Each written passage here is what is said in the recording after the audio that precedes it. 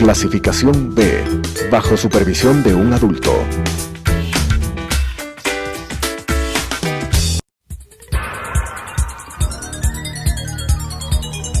Las opiniones vertidas en este espacio por la producción y dirección del programa son de exclusiva responsabilidad de sus autores y de quienes intervienen en ellos.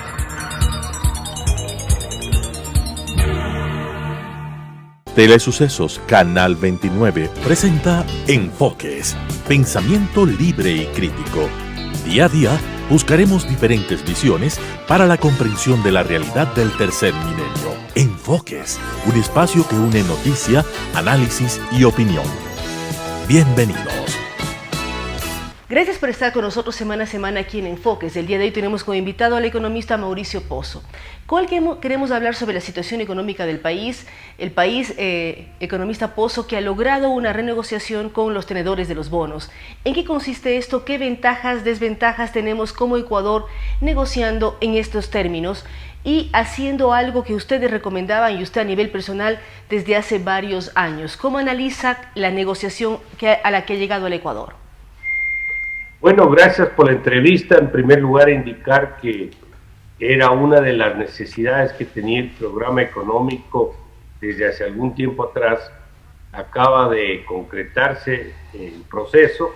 El planteamiento ecuatoriano fue un planteamiento sustentado en la capacidad de pago de la economía y sobre bases, yo diría, de recuperar un problema de imagen que se derivó de la anterior negociación, más que negociación, de la anterior postura por parte del gobierno anterior. Recordemos, en el año 2008, el gobierno del momento anunció que no iba a pagar la deuda, es decir, anticipó un default, una moratoria, creó inclusive una comisión de auditoría de la deuda.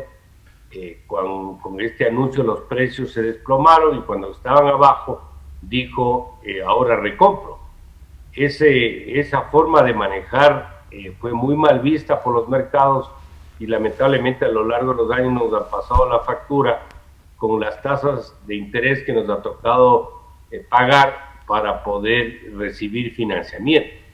En este caso, creo que la posición ha sido mucho más amigable, mucho más frontal, mucho más transparente, y creo que el resultado está a la vista. Más del 98% de los tenedores han aceptado la propuesta ecuatoriana, una propuesta que le libera de pagos de intereses durante 2 años en el caso del actual gobierno, y algo en el siguiente, libera 5 años de gracia para el caso del capital, posterga 10 años la fecha de pago final, que antes era el 2030, ahora es el 2040, baja la tasa de interés en promedio, que estaba en el 9.2 al 5.3%, hay un descuento de 1.540 millones en el valor nominal y en valor presente, que se llama, que no es más que lo que hoy representan los flujos futuros. El descuento es importante, estamos hablando del 52%. Es decir, yo creería que con todos estos ingredientes uno puede colegir que se trata de una negociación exitosa para el país, una negociación favorable para el país, sin querer decir que con esto están resueltos todos los problemas y que no haya nada más que hacer. Este es un paso que había que realizar sin duda, pero esto no es que conlleva un cheque, no es que nos llegue un cheque producto de la negociación, esto nos libera presión de gasto, que se llama, para poder destinar ese ahorro que tenemos producto de la negociación para otro tipo de objetivos, pero hay muchas otras cosas que hacer. En todos los procesos que usted dice, en los tramos que se negociaron ahora, es importante. ¿Qué está pendiente por negociar? ¿Qué pasa con la deuda con China? Es una de las preguntas que todos nos hacemos. Y además, ¿qué debe hacer el gobierno casa adentro? Porque una cosa es la negociación internacional, pero vemos un país conflictuado en donde la parte de los servidores públicos no cobran sus haberes a tiempo, hay problemas con los maestros, hay problemas con los jubilados. ¿Qué otras cosas aún están pendientes? Y también la deuda que tiene el propio Estado con el Instituto Ecuatoriano de Seguridad Social. O sea, ¿qué otros pasos deberíamos ir dando? Usted hizo referencia al 2008, nos ha costado 12 años el volver a ganar imagen internacional de confianza, de credibilidad. pero todavía hay varias cosas pendientes. Son pasos importantes indudablemente, pero ¿qué otras cosas debemos hacer? Hablamos del tema de China, pero también ¿qué ocurre con las finanzas públicas casa dentro del país?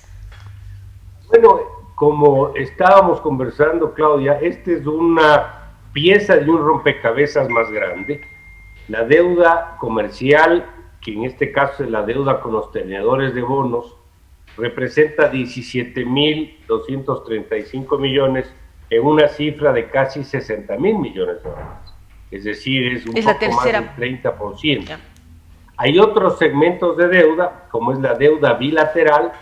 Esta es la deuda de gobierno a gobierno, es decir, el gobierno del Ecuador con gobiernos extranjeros, fundamentalmente con la China. Ahí tenemos 6.000 millones que adeudamos y 5.500 con la China.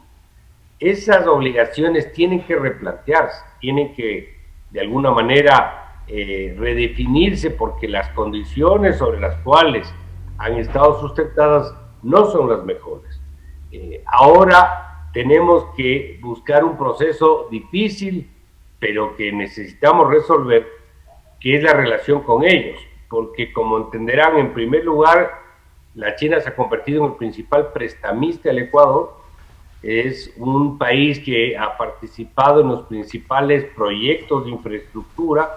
El principal proyecto de infraestructura hidroeléctrica, que es el Coca-Cola Sinclair, es financiado por ellos. La China es el que más nos vende productos de consumo, es con quien tenemos el mayor déficit comercial de todo el Asia, que es con ese país. Y obviamente ahora se junta esto una demanda, recordemos, que se presentó, o una protesta que al mismo tiempo se hizo, porque supuestamente llegó el coronavirus en algún embarque de exportaciones de camarón a ese país, a quien le vendemos una porción importante del camarón ecuatoriano y del banano también. Y ahora, sumado a todo lo que menciono, el problema de la pesca cercana a las costas de las Islas Galápagos. Entonces, es una relación difícil, pero eso no quiere decir que nosotros no tengamos la necesidad de poner las cosas en el andarivel que corresponde.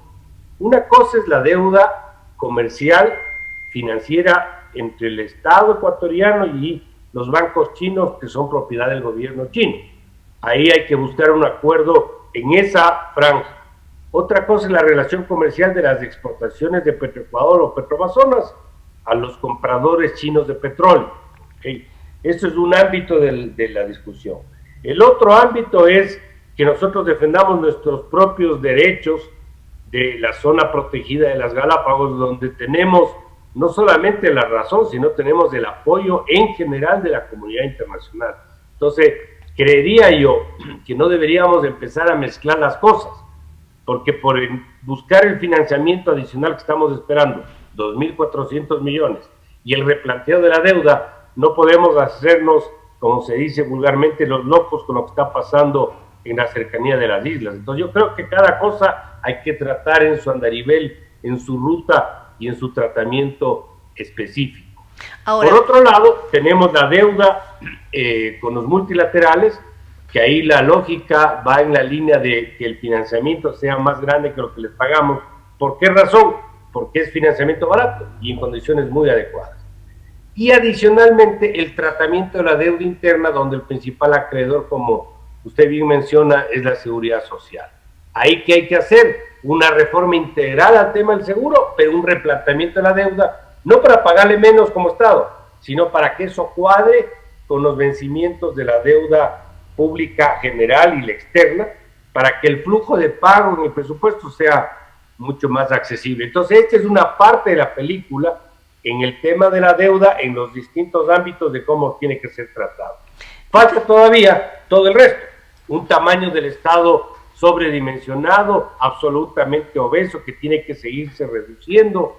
Tenemos que hacer grandes avances en otros ámbitos, como es el costo de producción del país, donde está el nivel arancelario, los impuestos que no deberían haber, como el impuesto a la salida de divisas.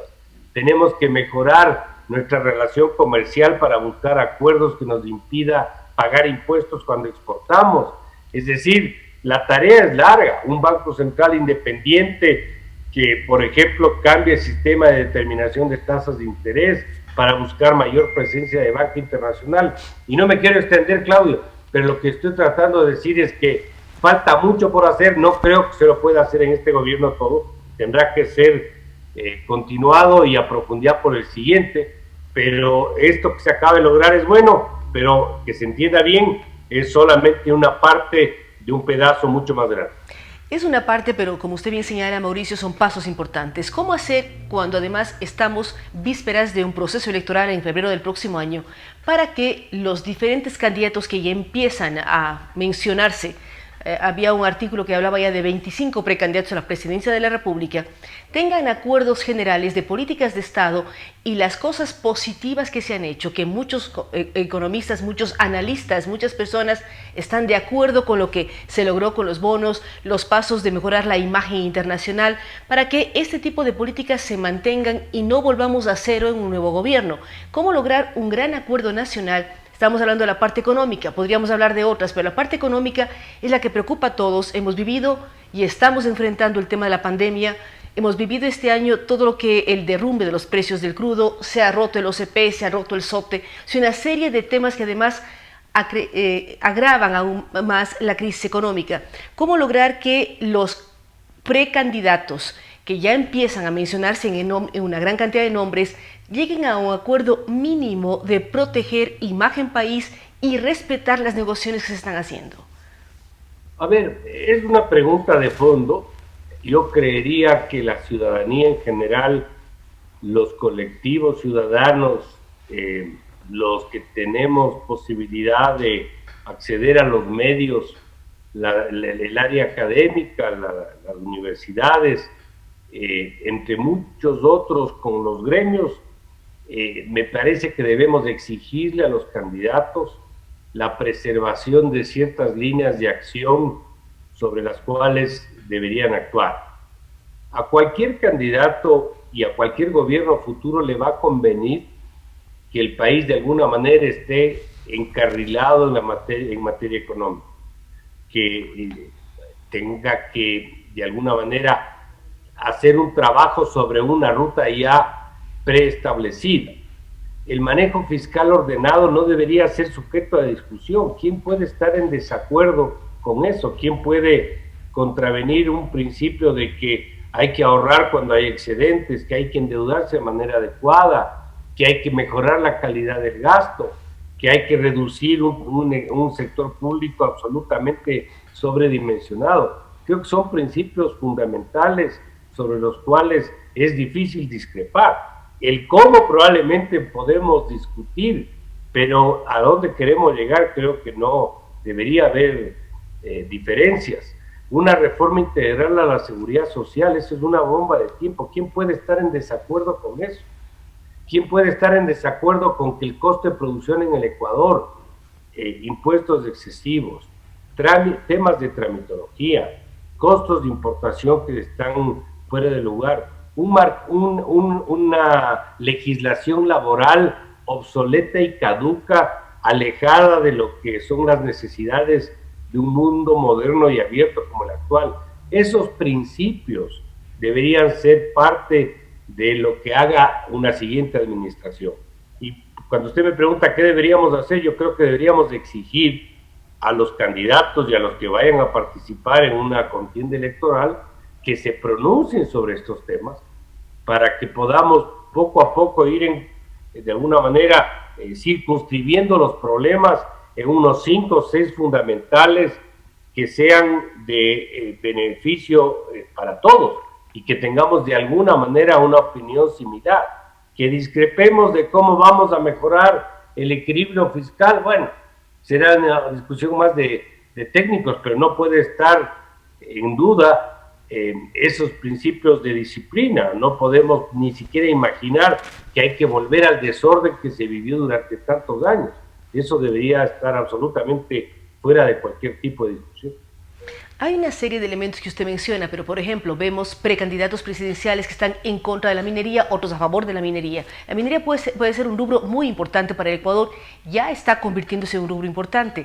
Por eso es la preocupación que tenemos de tener acuerdos básicos, minería responsable, con cuidado ambiental, todas las exigencias que se debe tener, pero no es o blanco o negro. Usted también habla de la necesidad de una reforma laboral. Hay algo se topó en la ley esta de emergencia humanitaria, pero todavía hay una serie de temas y ahí son puntos en donde los diferentes sectores políticos no se ponen de acuerdo. ¿Cómo ir más allá de la política en economía, Mauricio? Usted también ha estado involucrado en el mundo político, pero su corte fundamentalmente es la parte económica. ¿Cómo demostrar que es importante tener un acuerdo con Estados Unidos? Es la sociedad de consumo más grande del mundo. Usted ponía como ejemplo China, siempre tenemos una balanza deficitaria comercial. La pregunta sería, ¿qué país tiene una balanza positiva con China? Uno al lugar que va, da la vuelta a los productos y todo es hecho en China. Entonces, ¿cómo ir conjugando elementos más allá de la política para beneficiar a un país que necesita avanzar con una serie de líos económicos, este momento con tasas de desempleo terriblemente fuertes o subempleo, y además con la incertidumbre del tema salud?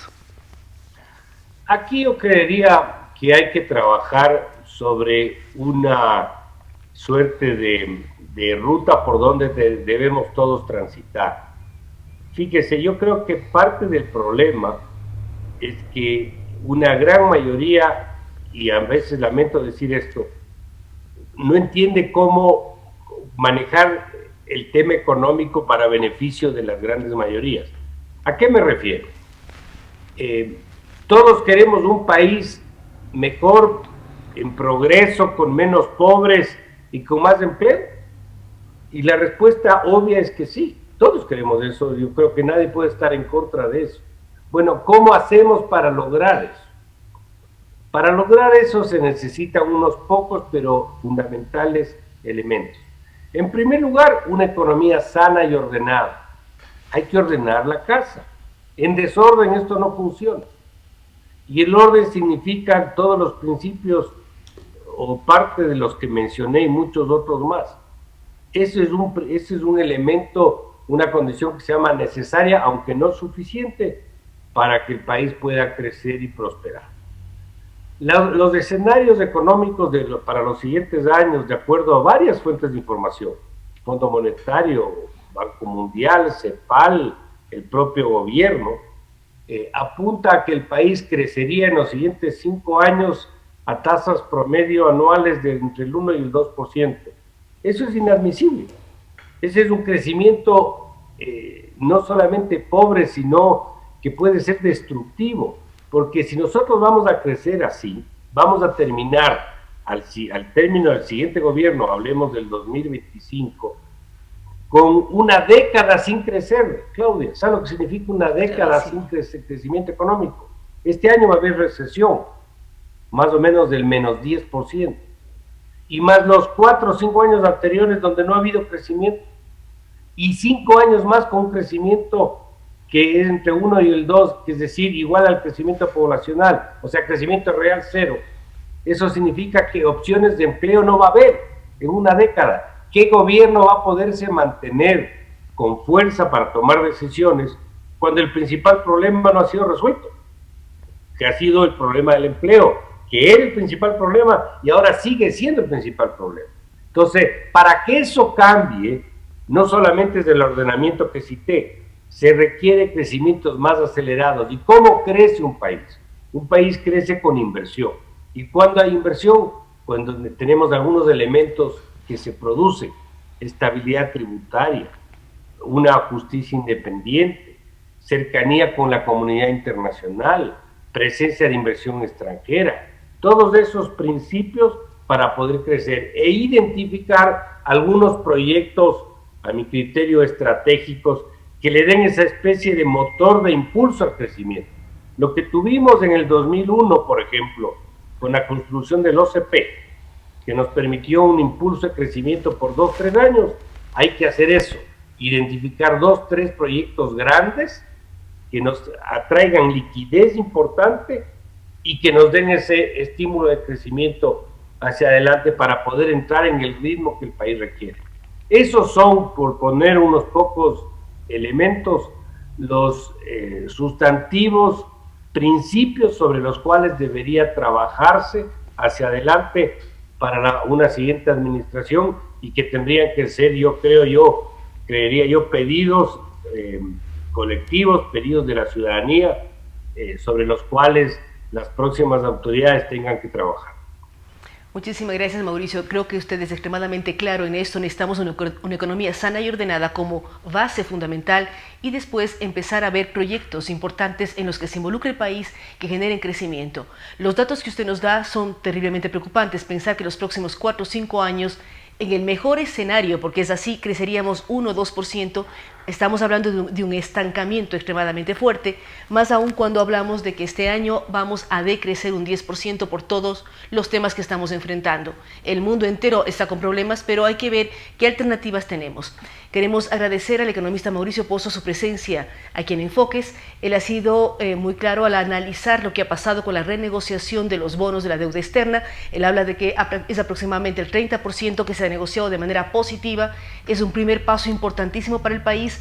Hay que ver los siguientes pasos que debe dar este gobierno y el nuevo gobierno que se instalará a partir de mayo del 2021. Lo importante, él lo recalca, es de tener una economía sana, cumplir con la palabra como país, por lo tanto tener una buena imagen internacional y lograr tener normativas claras. Además, que quienes están de precandidatos a la presidencia de la República lleguen a grandes acuerdos nacionales que garanticen estabilidad, proyección y posibilidades de desarrollo. Nuevamente, gracias a Mauricio Pozo y a ustedes que nos acompañan semana a semana aquí en Enfoques. Nos vemos en una semana más.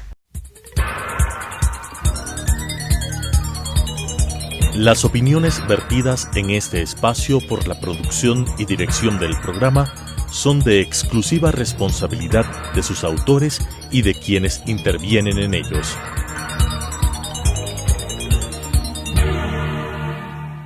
Telesucesos Canal 29 presentó Enfoques, pensamiento libre y crítico.